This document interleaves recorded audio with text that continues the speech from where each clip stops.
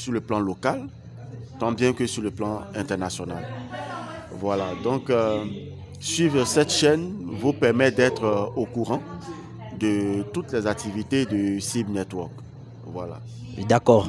Alors, par rapport à ce qui s'est passé, par rapport à l'activité que vous avez participé, qu'est-ce que vous pouvez dire à tous les pionniers de la Côte d'Ivoire?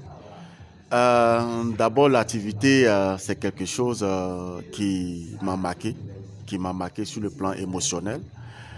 Et je veux dire à tous ces pionniers de la Côte d'Ivoire qui minent pi depuis longtemps, qui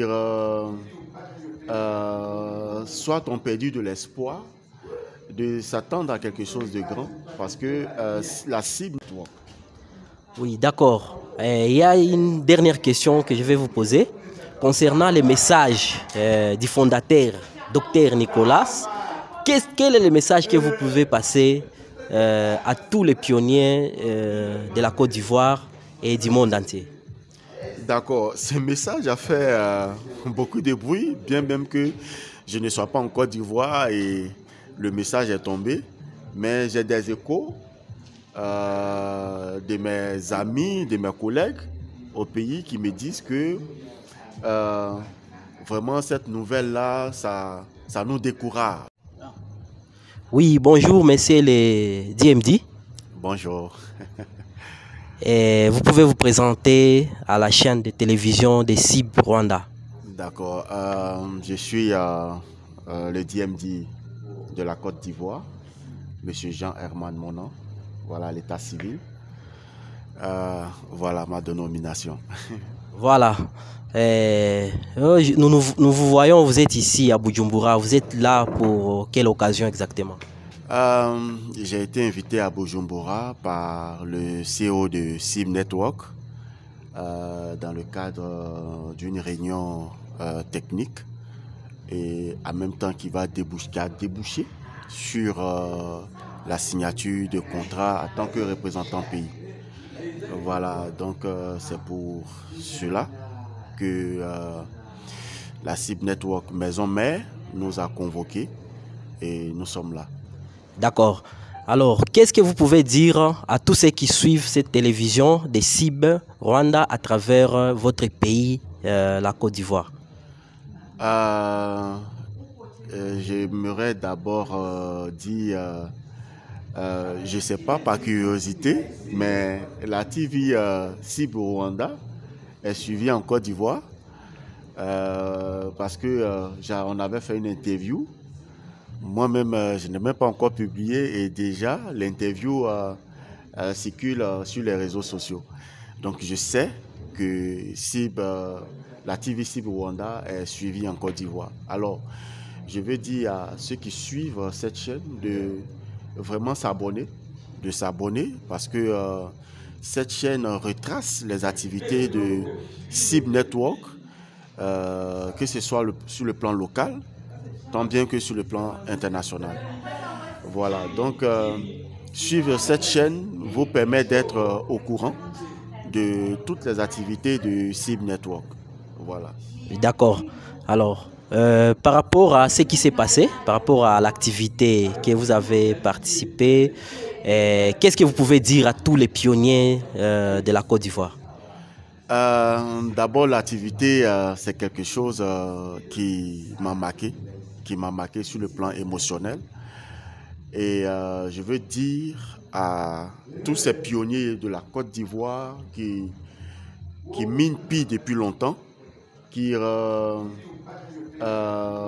soit ont perdu de l'espoir de s'attendre à quelque chose de grand, parce que la SIB Network est une entreprise qui est, je veux dire, fait partie des entreprises qui sont listées sur la CROTIM, sur Pi Network.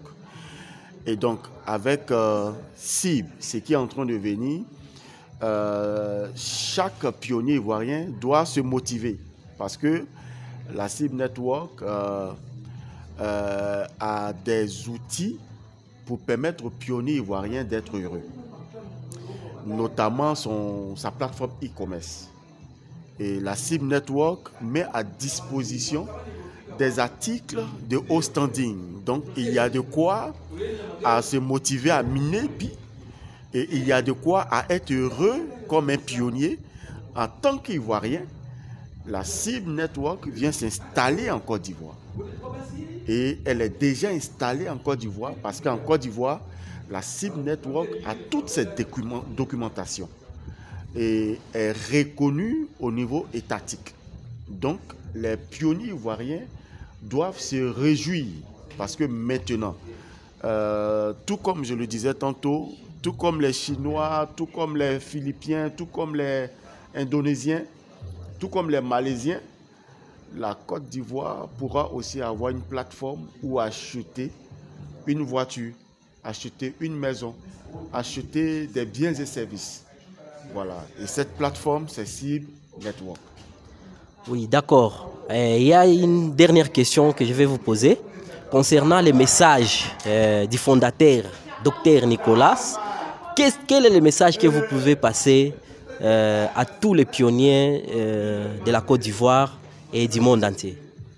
D'accord. Ce message a fait beaucoup de bruit, bien même que je ne sois pas en Côte d'Ivoire et le message est tombé. Mais j'ai des échos de mes amis, de mes collègues au pays qui me disent que vraiment cette nouvelle-là, ça nous décourage. Et il y a d'autres qui essayent de se faire une idée. Est-ce que réellement, quand ce temps-là va venir, ça sera le mainnet? Est-ce que réellement, parce que le docteur Nicolas Kokalis aurait dit que l'objectif de la Peacock Team, c'était d'ouvrir le mainnet jusqu'au 31 décembre, que 2024 était l'objectif. Et pendant que nous espérons que 2024, le 31 décembre 2024, le mainnet soit, voici que il vient pour nous donner cette annonce le premier trimestre 2025. Alors, ça veut dire partant de janvier jusqu'en mars. À partir de là, à tout moment, il peut y avoir le mainnet. Ce que je veux dire à mes frères ivoiriens, c'est de ne pas se décourager. C'est de ne pas se décourager parce que la technique est ce qu'elle est. Il faut être dans le domaine pour savoir à quel moment le système sera vraiment fonctionnel. Et donc, il faut que chacun se motive, il faut que chacun s'encourage, il faut que chacun se donne de l'espoir.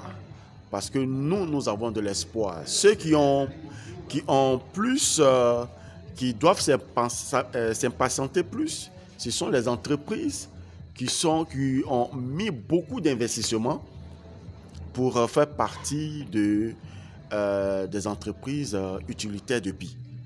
Et ces entreprises-là, avec le temps qui s'allonge, ça suscite encore beaucoup de dépenses. Voilà, donc ce sont ces entreprises qui devraient s'impatienter. Et nous, en tant que consommateurs, en tant que mineurs, en tant que pionniers, nous devons nous armer de courage et puis attendre patiemment l'ouverture du mainnet. D'accord. Merci beaucoup, chers représentants pays de Côte d'Ivoire. Nous sommes à la fin de notre interview. Merci également à vous et le plaisir est partagé. D'accord, merci.